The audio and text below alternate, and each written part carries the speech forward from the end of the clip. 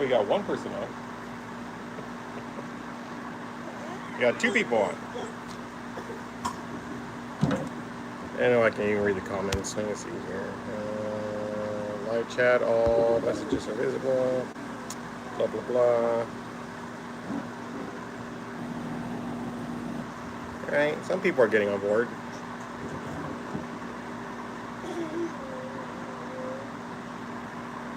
I have no idea if the comments are live.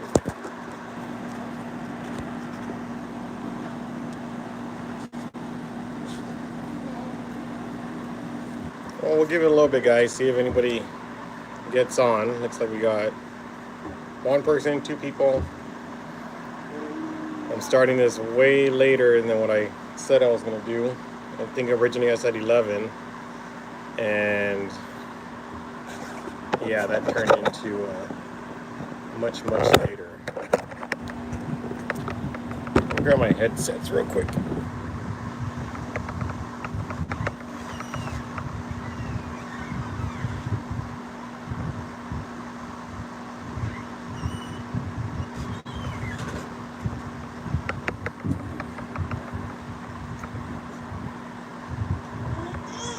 I don't know if the headsets are going to work out. I think I froze. I don't know if I froze or not. No, I don't want that. I'm trying to check my stuff. There we go. I don't know. Can y'all even hear me?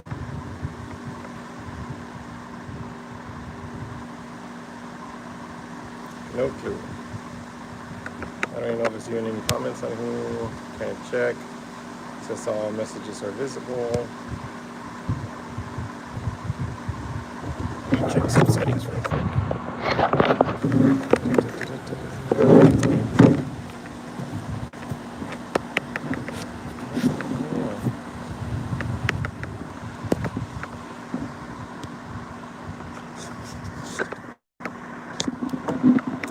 Well, no clue, guys. I don't know if y'all can hear me, if y'all can't hear me.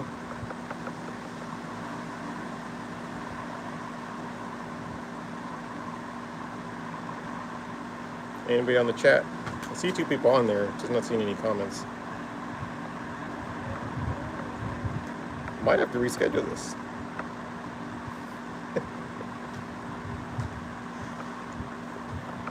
Might have to reschedule, Papa. We got Mateo down there, guys. Just kind of hanging around. Hey, there we go. Now I see some comments. Can you all actually hear me? I don't know if you can hear me. There's a lot of wind out here.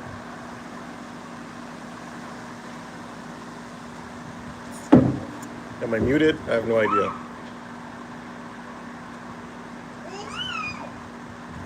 Oh, and he threw his bat. Are you guys able to hear me, guys? Yes? Awesome. Thank you.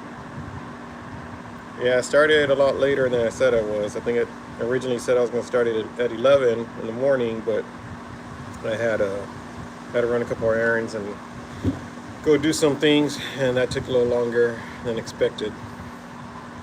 Probably shouldn't leave on the table. It's shaking the table. Hey,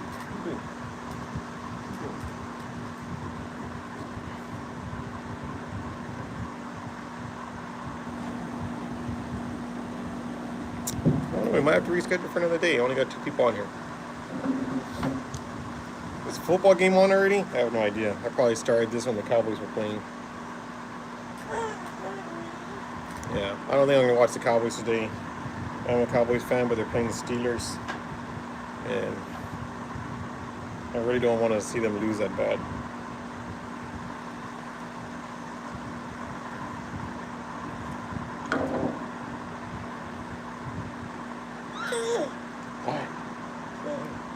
I think Mateo wants to say hi, guys.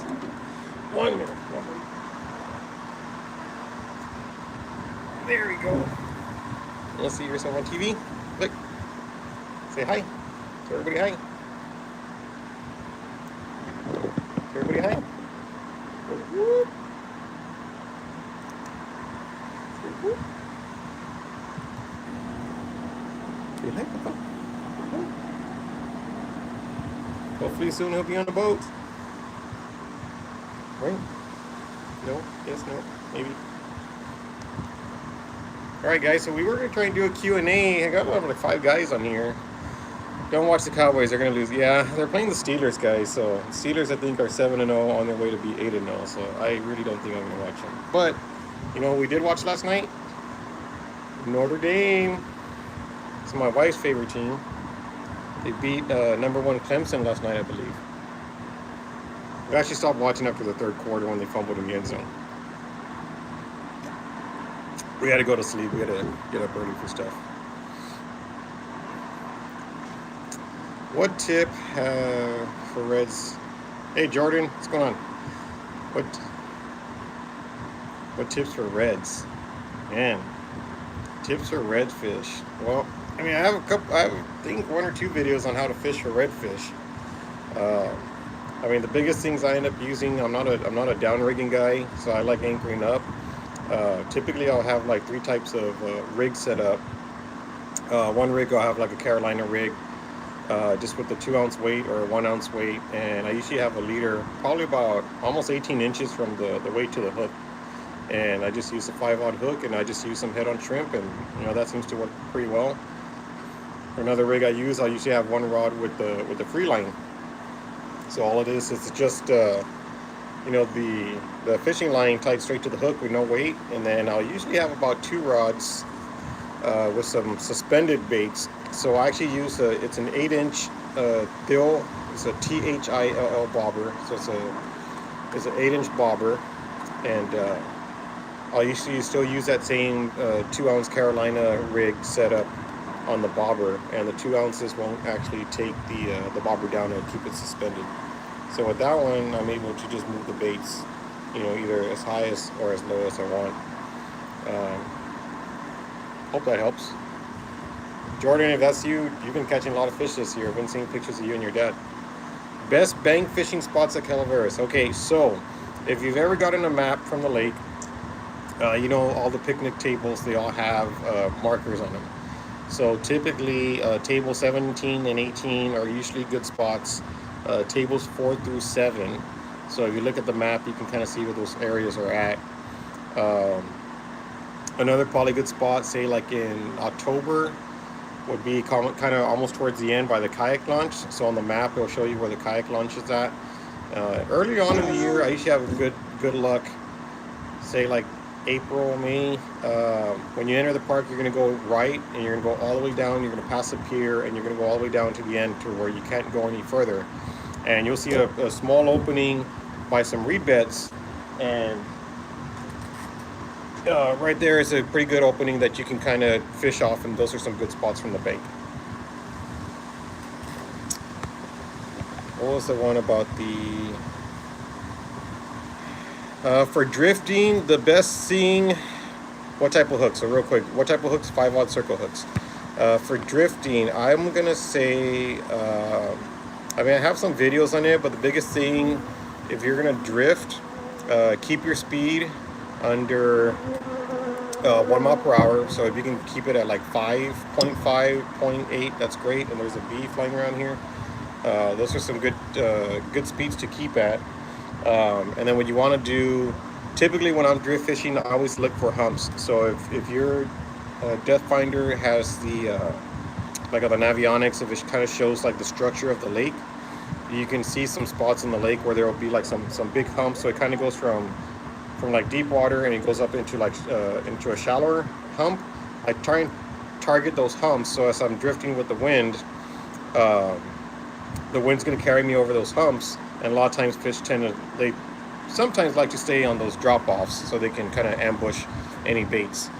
So those are typically some areas that I end up targeting. Let me see that last question. Are reds biting this year from the bank? Man, I'll tell you what, I had a redfish trip a couple days ago, and all we caught were small rat reds. You might still get one this time of year, but it's pretty much a done deal already.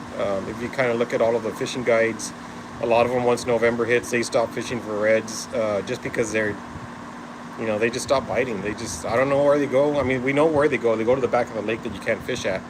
But as far as the main lake, they become pretty much non-existent. If you kind of follow most of the fishing forums, you'll end up seeing that around this time of year, not too many people are posting pictures of reds. It does get very scarce. It gets very rare. And unfortunately, that's just why it is. Why are redfish hard to catch after November? Because of that. I mean, it's just they're trying to move back to the back of the lake where the water's warmer. If you go out there and you read the water temp, usually from the launch point around the dam, I think I was there the other day, and the water temp is about 68, 69, so it's getting pretty cold already. But if you go to the very, very back of the lake, the water temp will rise about 6 to 8 degrees. So they're trying to hang out in the back side of the lake where it's a lot warmer. Unfortunately, a lot of the area to fish in the backside of the lake past the bridge is not accessible by any means. You can't fish it by bank, and you can't fish it by boat. And so honestly, we think pretty much that's where all the reds tend to hang out. I saw the one question, can you fish for cats off the bank? Absolutely you can.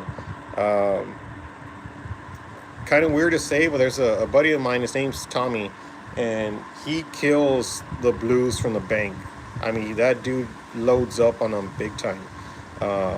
He's got some videos where he talks about kind of his techniques, but I guess the biggest thing I can end up saying is he tends to go out on nights when he looks at the weather. If there's high wind that's going towards the shoreline, that's typically when he goes out there. He wants a lot of heavy wind to be going in his face. And the reason for that is that wind is going to be pushing the water is going to push a lot of the bait fish to the shoreline, which then is going to end up bringing the bigger cats. And he goes out there at night and he camps out, and obviously he's probably got a heavier weight to try and get his line thrown out against the wind, and he kills them on the blues. He does really, really good. I saw a jugging question. I jug a lot with my brother, and you jug. Why do some people say jugging is not fishing? Well, unfortunately, a lot of people say that jugging is a lazy man's fishing, and they say it's not fishing. But as far as I'm concerned, it is legal.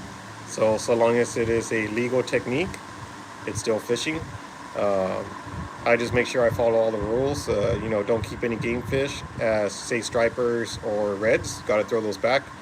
And I do get reds every once in a blue moon. But as far as catfish, I mean, if you want to fill up your freezer, and try and get a good meat haul, I mean, it does work. And it's not as easy as people think. People think, I just make some jugs and I go throw them out in the lake and I'm going to catch some fish. It doesn't work that way. You still need to know kind of where the fish are hanging out. You know what depth they're hanging out. And you really need to know where you're going to drop them. Many, many times I get messages and from people saying, hey, I made jugs and I threw out like 10, I threw out 12, threw out 15, and all of them didn't have any fish on it. And I kind of ask, well, where did they drop it? And where they're telling me they dropped it are areas that I would never drop a jug for fish. So there still is you got to have some knowledge as far as where to put them. Because if you just go and just throw them blindly, I mean, you're going to waste your time and you're not going to get any fish. There's been times I go out there and, we'll do pretty good on the jugs. We've had sometimes I'll throw out 10 and every jug will have a fish. I've gone sometimes where I drop 10 and none of the jugs had a fish. But usually on the average, if I drop 10, I'll probably pull out a good, 4 or 5 out of it.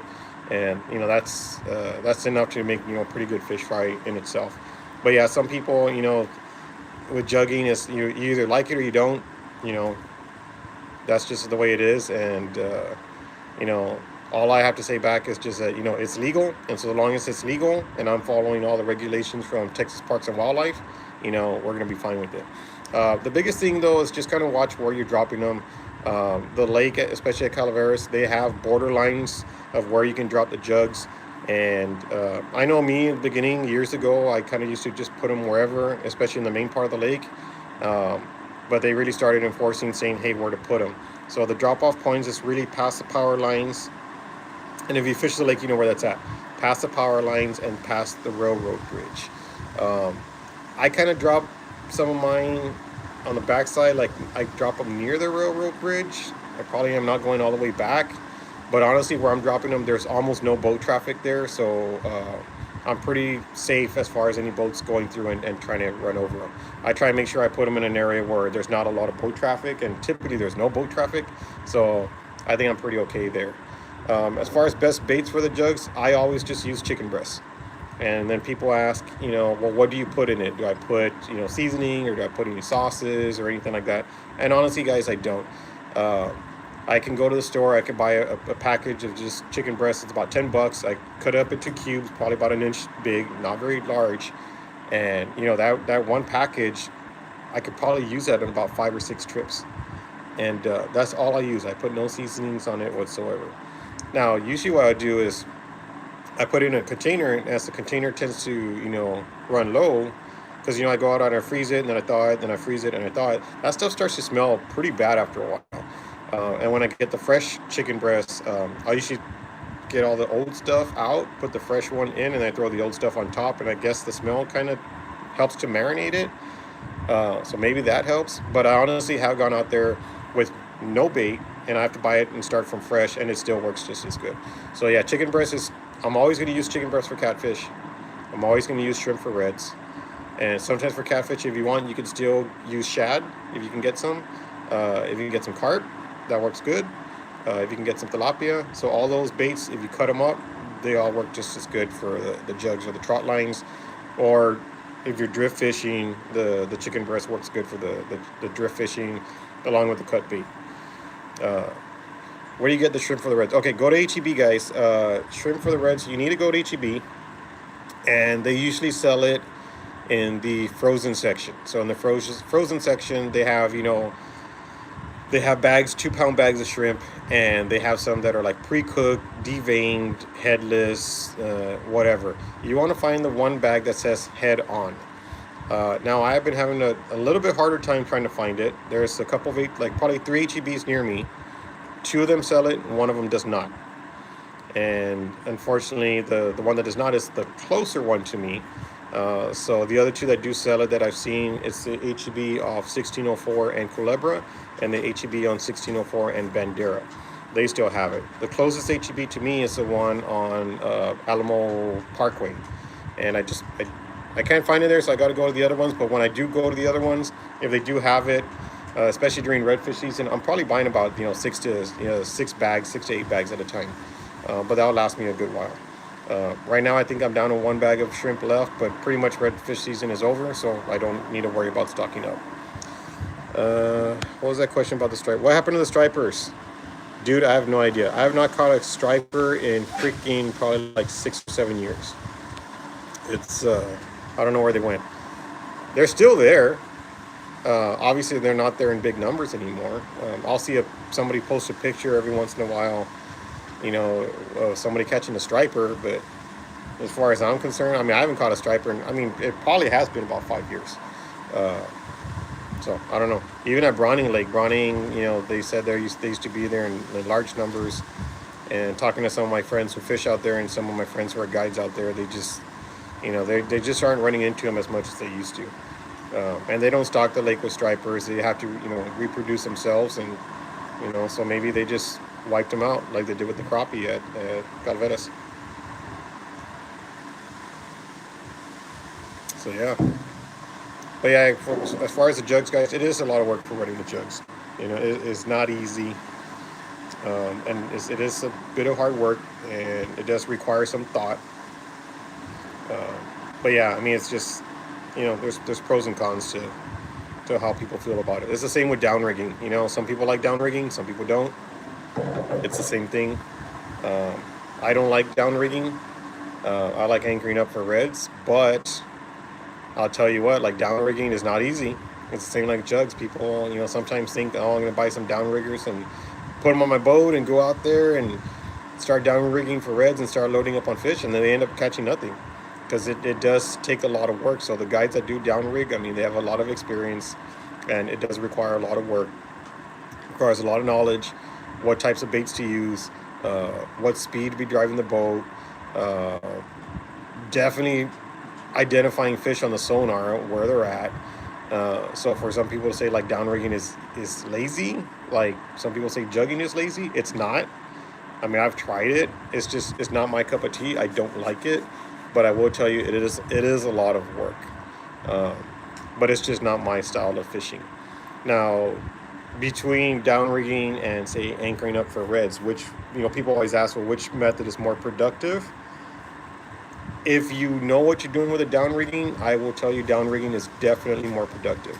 I mean, my buddies out there that downrig, TJ or say Jesse or Sean, Victor, Louis, Bones, Harry. I mean, they're all guides out there. I mean, day in day out, they will probably whoop my butt.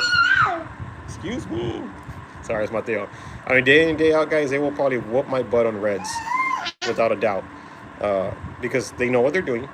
And with the downrigging, again, it's very productive because they are covering the entire lake trying to look for the fish.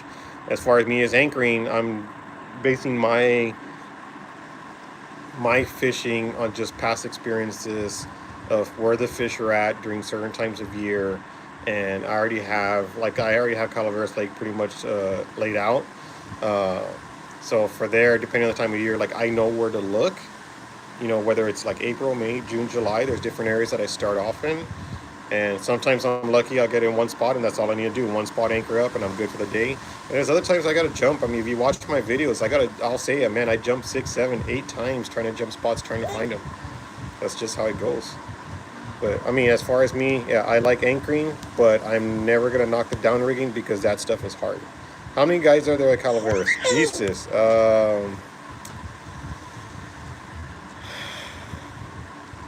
Too many.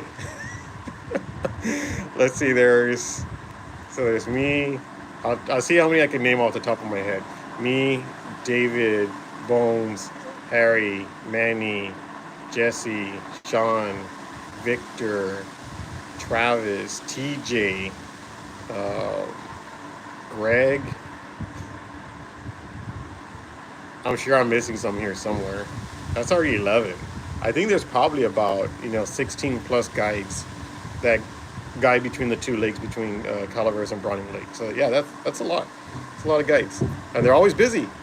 I tell you what, during summer, man, they're lined up 7 days a week, 2 trips a day.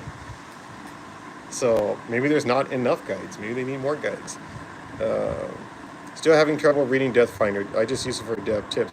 I mean, there's a lot of YouTube videos. I think one is Fishing Magician. I think is one that I follow on YouTube. He does a lot, if it's the right guy I'm talking about, he does a lot of YouTube tutorials on how to read the sonar and kind of what you're looking for. But I'm in the same boat as you. So when I'm at Calaveras Lake, I primarily am using it especially when I'm fishing for reds, I'm primarily using it just to see where I'm at on the map and how deep the water is. I'm not really looking at it to see if the fish are there. When I'm using it for catfish, then I'm being a little bit more selective as far as trying to find out like, hey, where the fish are at, like, hey, is there fish here, should I even bother? Even here recently, like there's a new technique that my buddy David's been using for catfish, and me and him went out the other day. He was kind of showing me what he was using, and for that technique you pretty much need to know how to read the sonar to see if there's any fish in the area that you're fishing, so that you even try. With drift fishing, like I said, I target humps, so I don't even look to see if there's any fish there. I just look to see where I'm at on the map. I start at the top of the hump, end on the back of the hump, and then I move to another spot. But the technique that David was showing me, you definitely need to know how to read your depth finder. Biggest thing I try and tell people is, depending which one you're using, if you're using the sonar or the down scan, I think the sonar is the one that has more like the yellow and the orange colors, and the down scan is more like the black and white. I usually tell people, like, on the red and orange one, the harder the return of the color. So if it's like a bright yellow or bright orange, then that item has more mass, and so that's most likely a fish. And on the black and white one, again, the brighter the white is most likely is a fish also. A lot of times, if you're lucky, you'll see them. They actually look like the narc, like they do in the demos. And sometimes they don't look like that. Sometimes it just looks like it's just like a line, but that still will be fish. But yeah, Fishing Magician, I believe that's his YouTube channel. He's got a lot of tutorial videos on how to read Lowrance, and I think how to read Hummingbird. but if I remember correctly, he's more of a Lawrence guy, so most of his seminars are based on Lawrence. Hey Osvaldo, let me see. 7, Ali, Antonio, my husband and I are unit fishing. We know very little, but we enjoy being out at Calaveras and trying to fish. We have no luck. We like to book with you as our guide. I have a lot of availability, guys.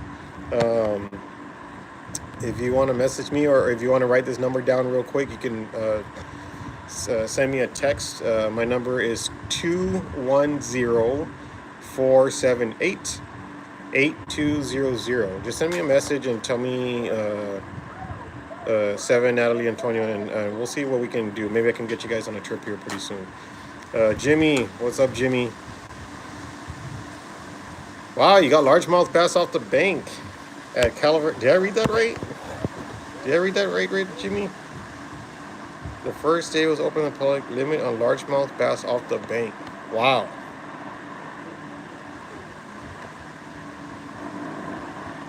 Yeah, the largemouth off the bank. Dang, that's pretty good. Yeah, Ethan, Manny's come out. Wow, my son's getting loud. Yeah, Ethan, Manny. Yeah, I missed that name, Manny. Manny's another guy out there. Yeah, he's been on Fox Sports many times. I think he's been on their channel probably about 3 or 4 times already. What's up, JoJo? The story with the quadruple. Yeah, that's pretty fun. I'll tell you the story. How much per trip? Right now it's 200, guys, but it's going to be going up here probably by the end of the year.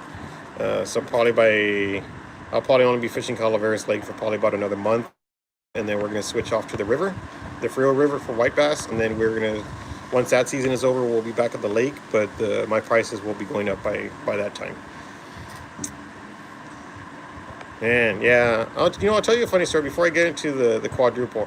I always tell people, when I grew up bank fishing, and that was, with me and my dad and my brother and my grandfather. They always took us fishing, and we were always fish off the bank. We didn't have a boat, so when I first got my first boat, I got an Alumacraft, and it was a 16-footer.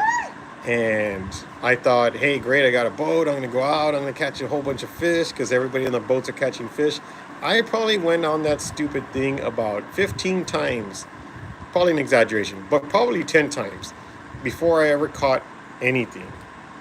And, I was just like, wow, what is going on here? And it's like anything else. It's trial and error. You got to keep trying over and over and over again until you finally, get some good techniques, some tips, and start kind of learning the bodies of water that you're fishing on. But yeah, it took me a long time before I ever caught a fish. All I was ever doing was just taking myself out on a boat ride. But persistence. I kept at it, and I finally started learning how to fish out there. So yeah, the quadruple.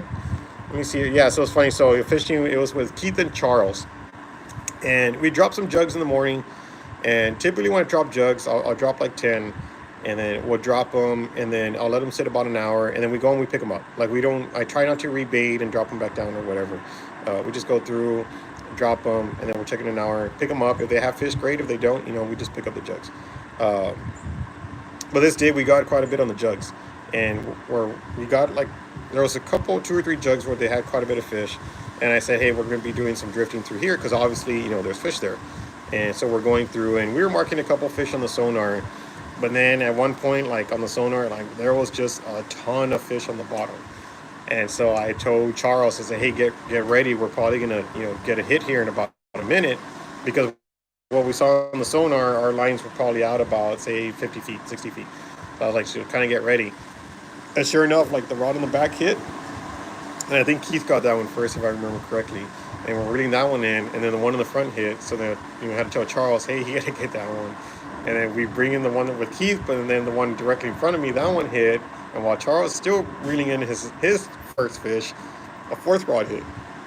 And it got a little chaotic because the lines got crossed up and stuff, and it got a little crazy, but it was pretty fun. The guys had a really, really good time that day. What bait do you use for reds? So reds, Osvaldo, reds is shrimp. We talked about it a little bit earlier. It's a head-on shrimp from H-E-B. They sell it in a 2-pound bag, and you need to look at the bag that actually says head-on shrimp. and that's what I always use. For jugging, I use chicken breast. I buy a package of chicken breast. I do not marinate it. I just use it as is. Um, I don't know if I ever thought about making a shirt with my logo. Where would I do that? Who do I contact? Anybody have any ideas? I've never thought about it. I probably could. That'd be kind of nice. Start selling some stuff on the site. What I really need is I need a new GoPro. I was actually thinking maybe I can like do maybe start like a Patreon account or something. Raise like $300 so I can get us some new GoPro cameras. For those of you that have been on my boat using my GoPro, I'm using a GoPro 3. That sucker is already up to GoPro, I think 10 now. So I'm like 7 generations back. And yeah, I definitely need a new camera. But I mean, it still works. I mean, it's definitely got its money worth. I think I've been using that camera for about 7 years now. But yeah, I could definitely use a new one. What's wrong with you?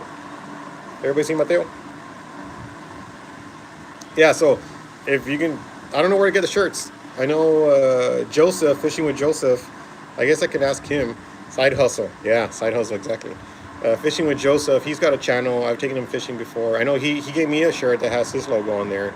I guess I can ask him where he got his done. I know a few people make shirts of interest. Yeah, let me know, John. I'd be interested. Maybe make some shirts and sell them.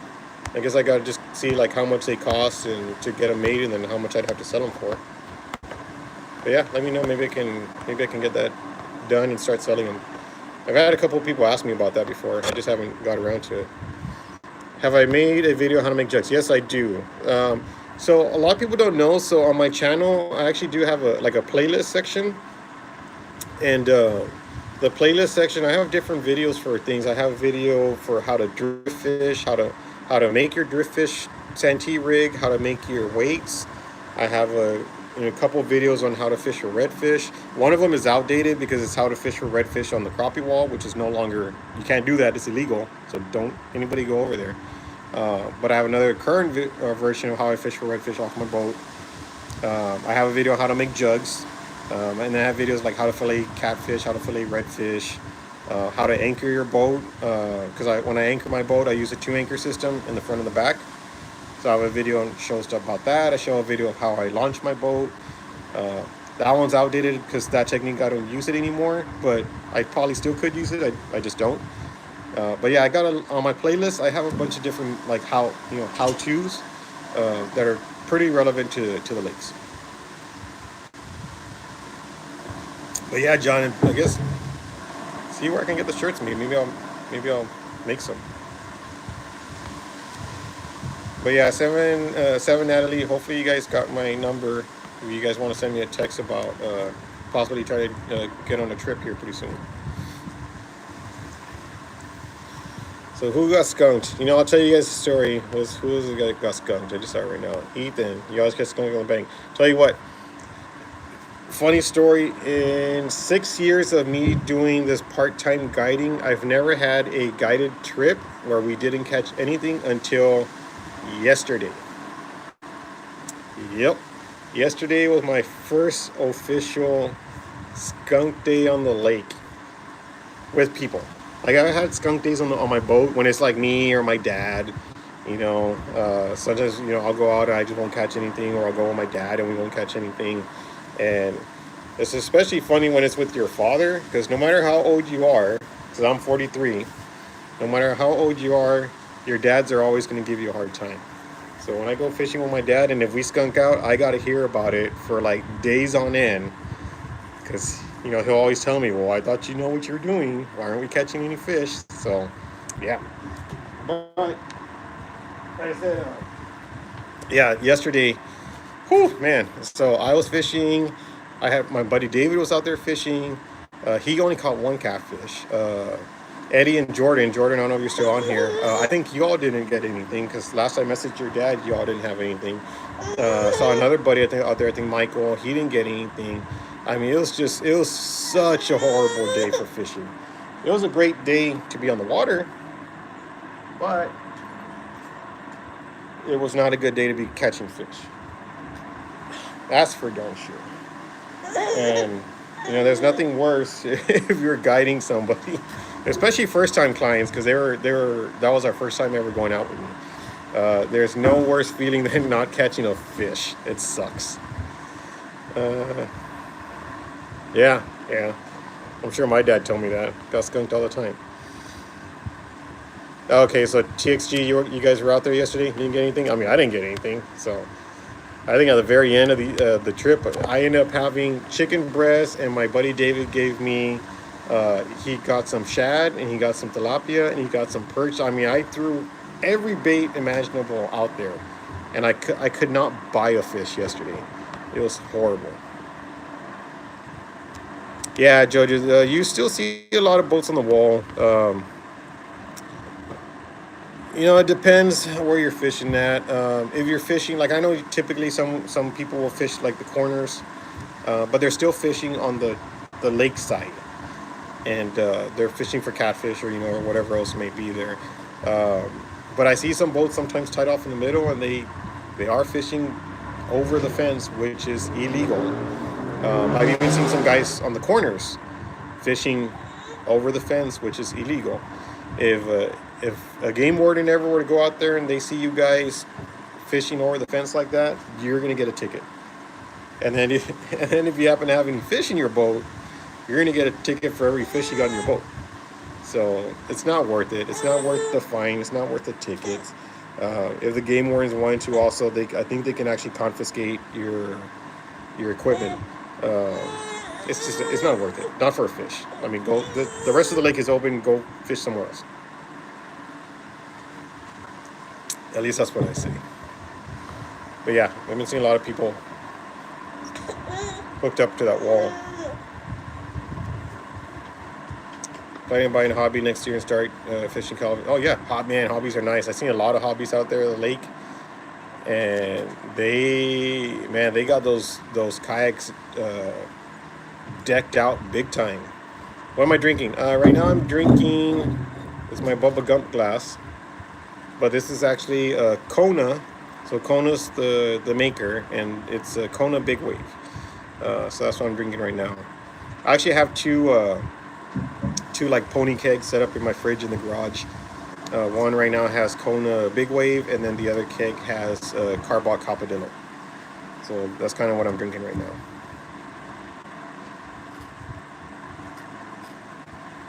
Wow, so with Deep Sea Headquarters, I've used them for I think 12 years now, and I've never gotten skunked with those guys. And we continue to go back just because they've always been good to us. Me and my daughter, we typically go there every summer. This is probably the first summer that we did not go because she was, I think she was working. Yeah, I think she was working. So I didn't take in my buddy Leo because I'd already bought the ticket. So I was like, I told him, I said, hey, I had 2 tickets to go, and I'd already, reserved the room for the hotel. So I just told him, hey, pay for the gas, and you can go down with me. Dile bidonga, bidonga.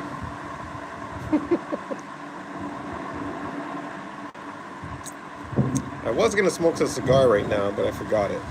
It's a little too late now to go light it up. Cool. All right, guys, we're about almost 40 minutes. Mateo's getting a little fussy, so he may want to start going inside. Anybody else have any quick questions? Or if not, you can always just put a question later, and I try and respond to everybody as much as I can when they leave comments. Typically, if someone asks a question on the comments, I'll answer it. And then other times, if they just just say like, "Hey, great job," or like watching the vids, I will at least do it like a thumbs up. This way, it kind of lets me know like I've already responded to everybody. But usually when people have questions, I try and respond as quick as I can. Unfortunately, sometimes I don't know why I don't get notifications when sometimes people post questions, and sometimes I'll go through my I have my YouTube app, and then I have my YouTube Studio app, which is it's another app for making videos, and I'll go through there and I'll click on the comments, and I'll see some comments from weeks ago that I never thumbed up because I never saw them. And so sometimes don't be surprised if you get a thumbs up from me from a comment you left like 2 months ago, because I'm barely seeing it for the first time. So I don't know why that is. It's just a little weird. Yeah, so the same rig, so the Carolina rig, the 2 ouncer.